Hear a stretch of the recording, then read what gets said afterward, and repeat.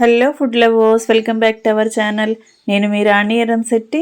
Friends, ఈరోజు recipe వచ్చేసి కమ్మగా కారంగా చేసుకునే బియ్యపిండి చిట్టి చెక్కలండి. చాలా క్రిస్పీగా చాలా టేస్టీగా ఉంటాయి. చాలా సింపుల్గా చేసేసుకోవచ్చు. హాట్ ఎక్కువగా ఇష్టం ఉన్నవారు ఇలా కారం చెక్కలు చేసి చూడండి. కరకరలాడుతూ భలే టేస్టీగా ఉంటాయి. ఎన్ని తిన్నా కూడా తింటూనే ఉండాలి అని అనిపిస్తుంది. ఆ ప్రాసెస్ అంతా చూద్దాం. వీడియోని ఫస్ట్ నుంచి లాస్ట్ వరకు స్కిప్ చేయకుండా చూడండి. అలాగే ఛానల్ని ఫస్ట్ టైం వాచ్ చేస్తున్న వారు సబ్స్క్రైబ్ చేసుకుని పక్కనే ఉన్న బెల్ బటన్ని క్లిక్ చేయండి. నేను రెసిపీ పోస్ట్ చేసిన వెంటనే మీ ఫోన్కి నోటిఫికేషన్ వస్తుంది. ఓపెన్ చేసి చూసి మీరు కూడా కుక్ చేసి ఫ్యామిలీకి సర్వ్ చేయండి. సింపుల్ ప్రాసెస్తో టేస్టీ రెసిపీస్ని చూపిస్తానండి. అన్నీ కూడా ఇంట్లో అందరికీ నచ్చేలా ఉంటాయి. వీడియోని ఫస్ట్ నుంచి లాస్ట్ వరకు స్కిప్ చేయకుండా చూడండి. ఇంకా ప్రాసెస్ స్టార్ట్ చేద్దాం. ముందుగా ఒక గిన్నెని తీసుకోండి. వెడల్పుగా ఉన్న బేసిన్ అయినా ఒక పళ్ళెమైనా తీసుకుని దానిలో జల్లెడ పెట్టుకుని బియ్యపిండిని జల్లించి తీసుకోండి. ఇది పొడి బియ్యపిండి అండి. 2 కప్పుల పొడి బియ్యపిండిని జల్లించి తీసుకోబోతున్నాను. 1 కప్పు పిండిని జల్లించాను కదా, మరొక కప్పు బియ్యపిండిని వేస్తున్నాను. 2 కప్పుల పొడి బియ్యపిండికి 1 కప్పు మైదా పిండి కానీ గోధుమ పిండి కానీ వేసుకోండి. 2 కప్పుల పొడి బియ్యపిండి జల్లించి తీసుకున్నాం కదా, ఇప్పుడు అదే కప్పుతో 1 కప్పు మైదా పిండి చూపించబోతున్నాను. ఈ పిండి కూడా జల్లించి తీసుకుందాం. 1 కప్పు పొడి బియ్యపిండి తీసుకున్నట్లయితే అరకప్పు మైదా పిండి కరెక్ట్గా సరిపోతుందండి. 2 కప్పుల పొడి బియ్యపిండికి కప్పు మైదా పిండి తీసుకుని జల్లించాం కదా, ఇవి 3 కూడా కలిసేంత వరకు గరిటెతో బాగా కలపాలి. ఈ విధంగా పిండి మొత్తం కూడా బాగా కలుపుకుని ఈ పళ్ళెం పక్కన పెట్టుకోండి. ఇంకా నెక్స్ట్ ప్రాసెస్ అనేది చూద్దాం. మనం ఏ కప్పుతో అయితే పొడి బియ్య పిండిని కొలిచి తీసుకున్నామో అదే కప్పుతో వాటర్ని కూడా కొలిచి తీసుకోవాలి. స్టవ్ ఆన్ చేసి కళాయి పెట్టుకుని 3 కప్పుల పిండికి 3 కప్పుల వాటర్ని పోసుకోవాలి.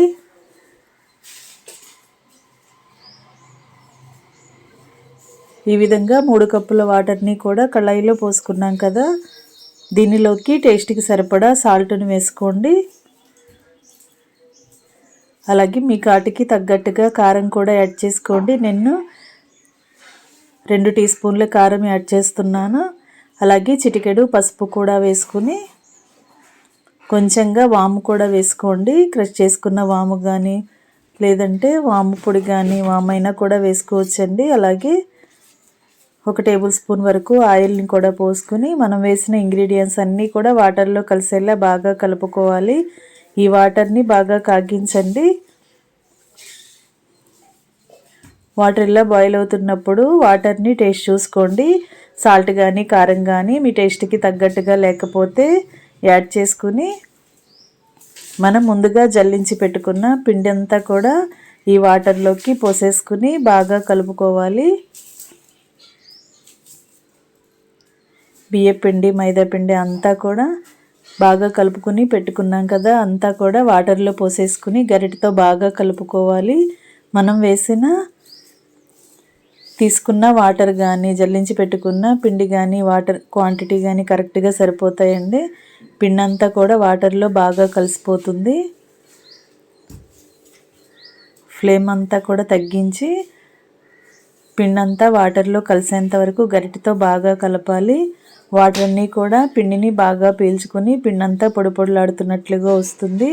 అంతవరకు కూడా బాగా కలపండి. పిండిలో ఉండలనేవి ఎక్కడా లేకుండా పొడిలాడుతున్నట్లుగా వచ్చేంత వరకు బాగా కలపండి. ఈ విధంగా పిండి అంతా బాగా కలుపుకొని ఒక 10 నిమిషాల పాటు మూత పెట్టి పక్కన పెట్టండి. పిండి అనేది బాగా మగ్గుతుంది. అలాగే వేడి కూడా తగ్గుతుంది. కొంచెం గోరువెచ్చగా ఉన్నప్పుడు పిండిని చేత్తోనే బాగా ముద్దలాగా చేసుకోవాలి. మనం వాటర్ కాగుతున్నప్పుడు ఆయిల్ పోసుకున్నాం కదా, పిండి అనేది చేతులకి అంటుకోకుండా ఈజీగానే కలిసిపోతుందండి. పిండి ముద్ద అనేది ఈ విధంగా వచ్చింది అంటే వాటర్ క్వాంటిటీ అనేది కరెక్ట్గా సరిపోయినట్లే. 1 టేబుల్ స్పూన్ వరకు ఆయిల్ కూడా పోసుకుని పిండిని బాగా తడుపుతూ బాగా ఒత్తుతూ వేళ్లతో గట్టిగా ప్రెస్ చేస్తూ పిండి ముద్దని కలిపి పెట్టుకోండి. ఈ విధంగా పిండి ముద్దని రెడీ చేసి పెట్టుకోండి. చపాతీ పిండి కన్నా కూడా కొంచెం సాఫ్ట్గా ఉండేలా కలిపి పెట్టుకోండి.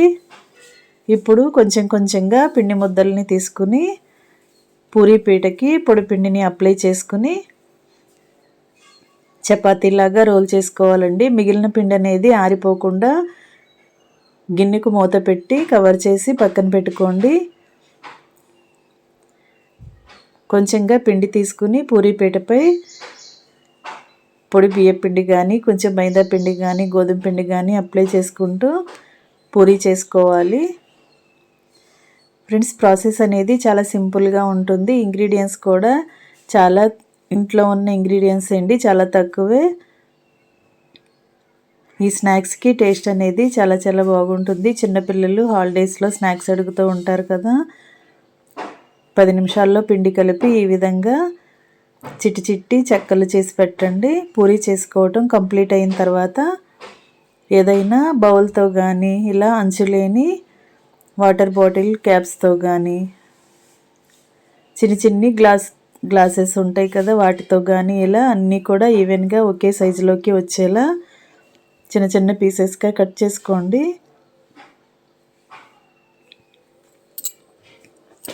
చపాతీ అనేది మరీ లావుగా ఉండకూడదు, అలాగని మరీ పలుచగా ఉండకూడదండి. మీడియంగా ఒత్తుకుని ఈ విధంగా అన్ని పీసెస్ కూడా ఒకే షేప్లోకి ఒకే సైజులోకి వచ్చేలా కట్ చేసి పెట్టుకోండి. మిగిలిన పిండిని నెక్స్ట్ చేయబోయే చపాతీ పిండికి యాడ్ చేసుకోవచ్చండి. ఇలా ఎక్సెస్ ఉన్న పీసెస్ అన్నీ కూడా మరలా ముద్దలాగా చేసుకుని మరొక చపాతీలాగా చేసుకుని దానిని కూడా చిన్న చిన్న పీసెస్గా కట్ చేసుకోవటమే. ఫ్రెండ్స్, ఛానల్ని ఫస్ట్ టైం వాచ్ చేస్తున్నవారైతే సబ్స్క్రైబ్ చేసుకుని పక్కనే ఉన్న బెల్ బటన్ని క్లిక్ చేయటం మాత్రం మర్చిపోకండి. నేను పెట్టబోయే రెసిపీస్ అన్నీ మీ ఫోన్కి డైలీ నోటిఫికేషన్కి వస్తాయండి. ఓపెన్ చేసి చూసి మీరు కూడా కుక్ చేసి ఫ్యామిలీకి సర్వ్ చేయొచ్చు. సింపుల్ ప్రాసెస్తో టేస్టీ రెసిపీస్ని చూపిస్తానండి. అన్నీ కూడా మీకు నచ్చేలా ఉంటాయి. చిన్నపిల్లలు పెద్దవారు చాలా ఇష్టంగా సరదాగా ఎంజాయ్ చేస్తూ తినే రెసిపీస్ని చూపిస్తాను. అన్ని పీసెస్ని ఈవెన్గా ఈ విధంగా కట్ చేసి పెట్టుకున్నాం కదా.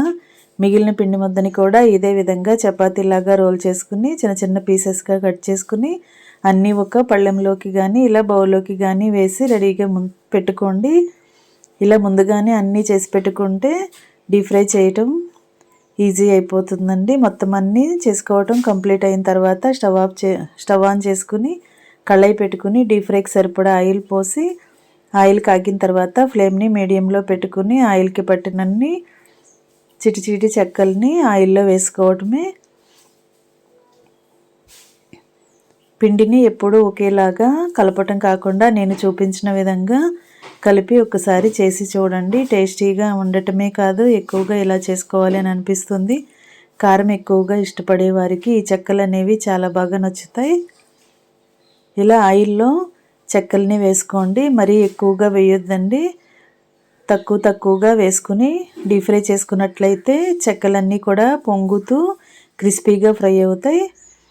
గరిటతో ఇలా కలుపుకుంటూనే ఫ్రై చేయండి, ఆపకుండా ఇలా కలుపుతూ ఉంటే మొత్తం అన్నీ కూడా ఈవెన్గా ఫ్రై అవుతాయి. రెండు వైపులా కూడా బాగా క్రిస్పీగా ఫ్రై అవుతాయి.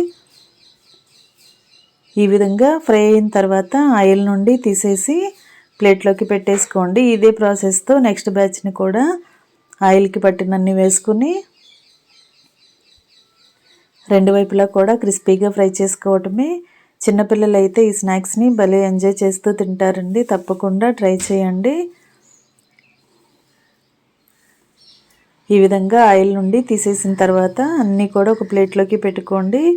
మరలా నెక్స్ట్ టైం కూడా ఇదే విధంగా ఆయిల్కి పట్టినన్ని చెక్కల్ని వేసుకుని అన్నీ కూడా ఈవెన్గా ఫ్రై అయ్యేలా గరిటతో కలుపుకుంటూ ఫ్రై చేయండి. ఇలా తక్కువ వేసుకుంటే చెక్కలు అనేవి పొంగుతూ వస్తాయండి.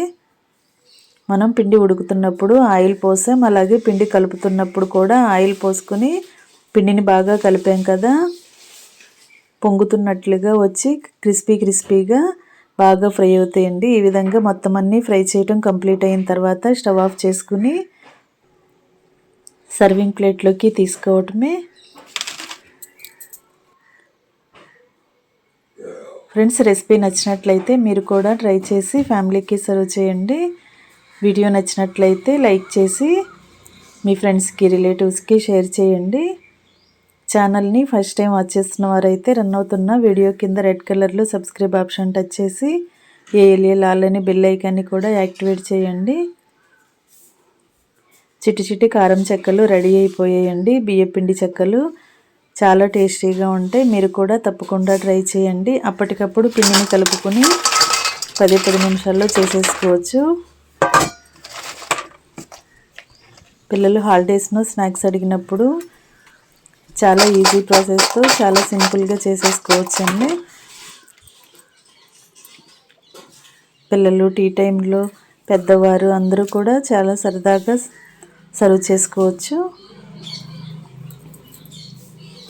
Thanks for watching. నేను మీ రాణి ఎర్రంశెట్టి.